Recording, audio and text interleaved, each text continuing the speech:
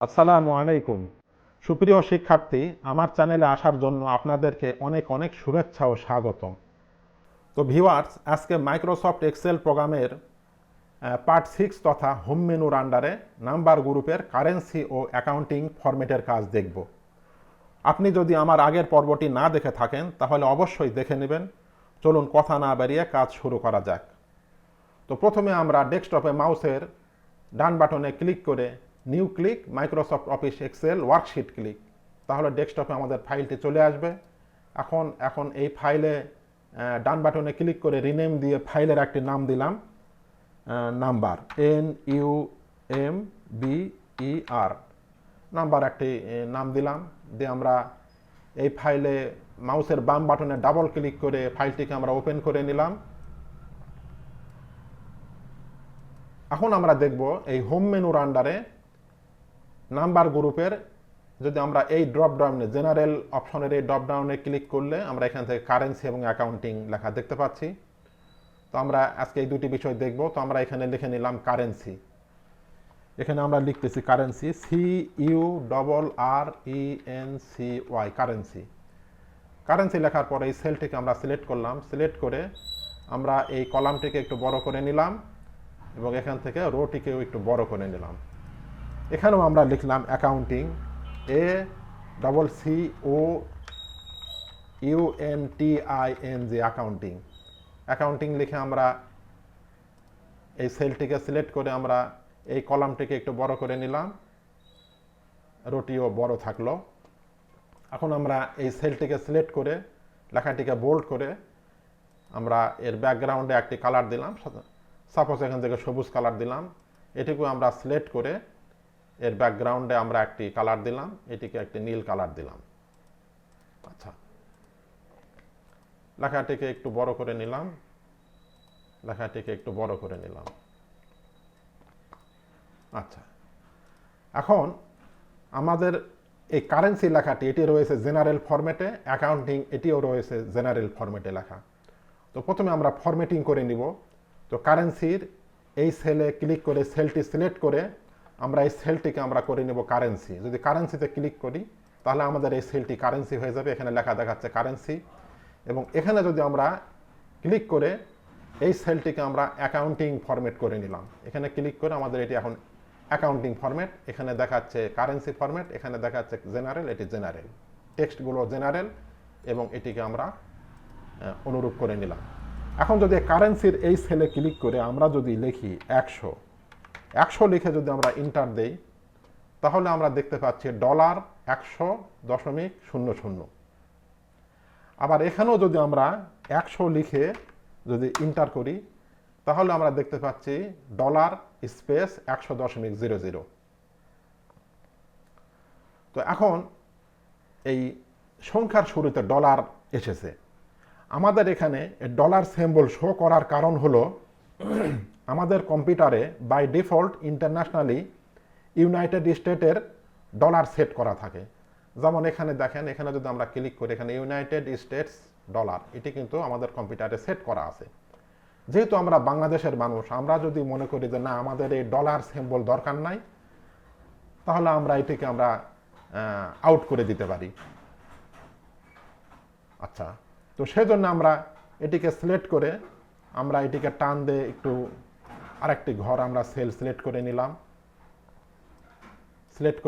এখন যদি আমরা এই ঘর থেকে আমরা এই ডলার চিহ্নটি আউট করতে চাই তাহলে আমরা এই সেলটি সিলেক্ট করে ডান ক্লিক মাউসের ডান বাটনে ক্লিক করে ফরম্যাট সেলস থেকে এখানে কারেন্সির আন্ডারে লেখা আছে সিম্বলের ঘরের এই ড্রপ ডাউনে ক্লিক করে যদি আমরা এখান থেকে সবার উপরে লেখা রয়েছে নানে ক্লিক করে আমরা যদি ওকে করি তাহলে দেখেন আমাদের এই সেল থেকে ডলার চিহ্নটি আর নেই। অনুরূপভাবে আমরা যদি এই অ্যাকাউন্টিংয়ের এই সেলটিকে সিলেক্ট করে মাউসের ডান বাটনে ক্লিক করে ফরম্যাট সেলস থেকে অ্যাকাউন্টিংয়ের আন্ডারে এই যে সিম্বল লেখা ঘরের এই ড্রপ ডাউনে ক্লিক করে এখান থেকে আমরা নান ক্লিক করে যদি ওকে করে দেই তাহলে আমাদের দেখেন এখান থেকে কিন্তু আর এই ডলার চিহ্নটি আর নেই। তো এখন এই কারেন্সি এবং অ্যাকাউন্টিং এই দুটি বিষয়ের ভিতরে সূক্ষ্ম একটু পার্থক্য রয়েছে। মূলত কারেন্সি এবং অ্যাকাউন্টিং এর ক্যালকুলেশন সেম। তো পার্থক্যটা হলো আমরা যদি এখানে আমরা এই এই সেলটিকে আমরা সিলেক্ট করে আমরা এখান থেকে আমরা অ্যাকাউন্টিং কারেন্সি করে নিলাম এবং এখান থেকে আমরা এটাকে আমরা অ্যাকাউন্টিং করে নিলাম। যদি আমরা এই সেলে যদি আমরা -100 লিখে যদি ইন্টার দেই, তাহলে দেখেন আমাদের এই সংখ্যার শুরুতে কিন্তু একটা মাইনাস চিহ্ন এসেছে।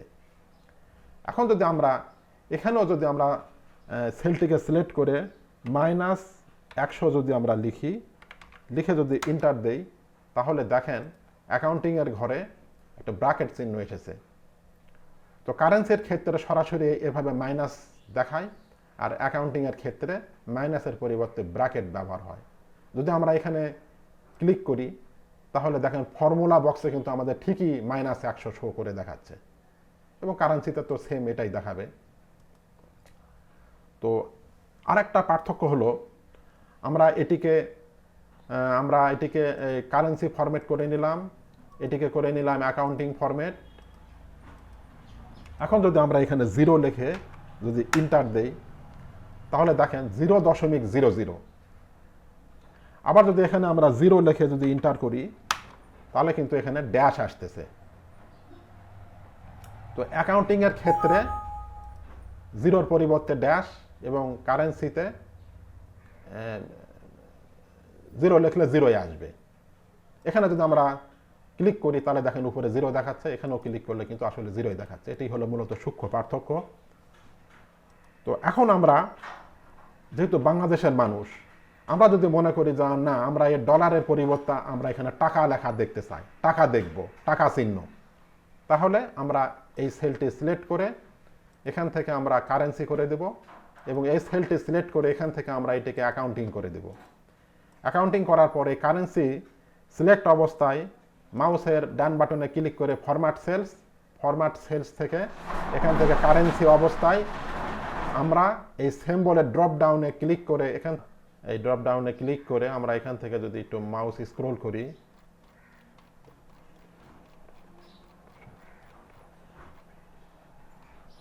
এই যে বেঙ্গলি বাংলাদেশ লেখাটি সিলেক্ট করে আমরা যদি ওকে করি, তাহলে এখন যদি আমরা এখানে লিখি 100 লিখে যদি ইন্টার করি, তাহলে আমাদের সংখ্যার শুরুতে টাকা চিহ্ন আসতেছে। আবার অনুরূপভাবে এখানে এই সেলটি সিলেক্ট করে মাউসের ডান বাটনে ক্লিক করে ফরম্যাট সেলস থেকে অ্যাকাউন্টিং এর আন্ডারে সিম্বলস এর ড্রপ ডাউনে ক্লিক করে এখান থেকে যদি আমরা একটু নিচের দিকে আসি, মাউসের চাকাটিকে স্ক্রল করে ঘুরিয়ে যদি আমরা একটু নিচের দিকে আসি, তাহলে এখানে দেখতে পাচ্ছি বেঙ্গলি বাংলাদেশ। এটিকে সিলেক্ট অবস্থায় যদি আমরা ওকে করে দিই, এখন যদি এখানে আমরা লিখি 100 লিখে যদি ইন্টার করি, তাহলে দেখেন আমাদের এই সংখ্যার শুরুতে টাকা চিহ্ন আসছে। আবার যদি আমরা মনে করি যে এই 100.00 এরপরে আমরা 0 রাখতে চাই না, অনেক সময় আমাদের প্রয়োজন হতে পারে 100 টাকা 50 পয়সা, 100 টাকা 25 পয়সা, এভাবে করে রাখতে পারি। আবার না চাইলে আমরা এখান থেকে যে ডিক্রিজ ডেসিমাল, এখানে ক্লিক করে কিন্তু আমরা দশমিকের পরে শূন্য মুছে দিতে পারি। এখানেও অনুরূপভাবে সিলেক্ট করে ডিক্রিজ ডেসিমালে ক্লিক করলে আমরা এখান থেকে কিন্তু মুছে দিতে পারি। আবার এমনও হতে পারে যে আমাদের এই টাকা চিহ্নটি শুরুতে দরকার নেই, আমরা 100-র পরে আমরা টাকা লিখতে চাই।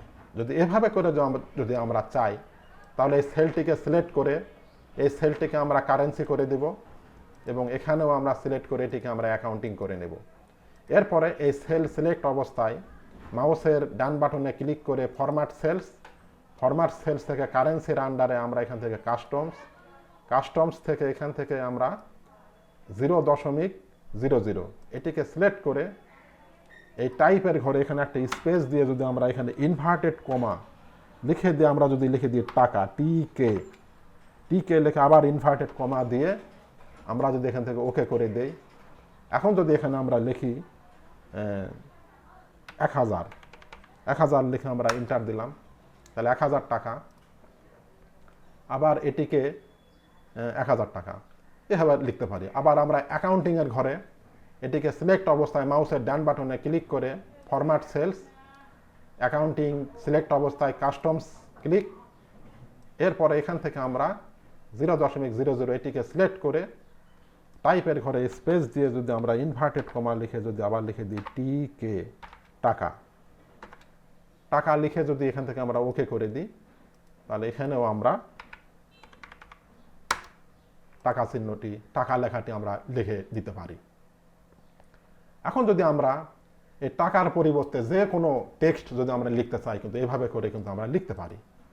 তো এই জন্য আমরা এই সেলটি সিলেক্ট অবস্থায় এখান থেকে কারেন্সি করে দিলাম, এটিকে মাউসের ডান বাটনে ক্লিক করে ফরম্যাট সেলস থেকে অ্যাকাউন্টিংয়ের কারেন্সির আন্ডারে আমরা কাস্টমস ক্লিক করে এখান থেকে আমরা এটিকে সিলেক্ট করে দিয়ে স্পেস দিয়ে আমরা যদি এখানে ইনভার্টেড কমা দিয়ে সাপোজ যদি আমরা লিখি বুক, BOOK বুক, যে কোনো দ্রব্যের নাম এখানে আমরা লিখে ইনভার্টেড কমার ভিতরে লিখে আমরা যদি এভাবে ওকে করে দেই, দিয়ে এখন যদি এখানে আমরা লিখি 100,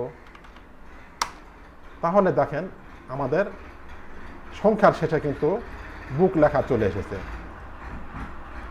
এভাবে করে আমরা যদি এখানে লিখি 200 লেখে এখন যদি ইন্টার দেই 200টি বই, আবার এখান থেকে যদি 300 লেখে ইন্টার দেয় তাহলে আমরা 300টি বই, আবার না চাইলে এখান থেকে আমরা ডিক্রিজ করে সংখ্যাটিকে এইভাবে করে আমরা আউট করে দিতে পারি, এইভাবে করে আউট করে দিতে পারি। এখন এই 3টি সেল একসাথে সিলেক্ট করে আমরা যদি এখান থেকে অটো সাম করে দেই, তাহলে দেখেন আমাদের 100, 200, 300, 3 2 5 আর 1 6, 600টি বই আমাদের এখানে ক্যালকুলেশন করে ওরা দেখিয়ে দিয়েছে।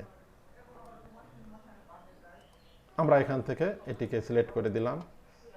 অনুরূপভাবে যদি আমরা এই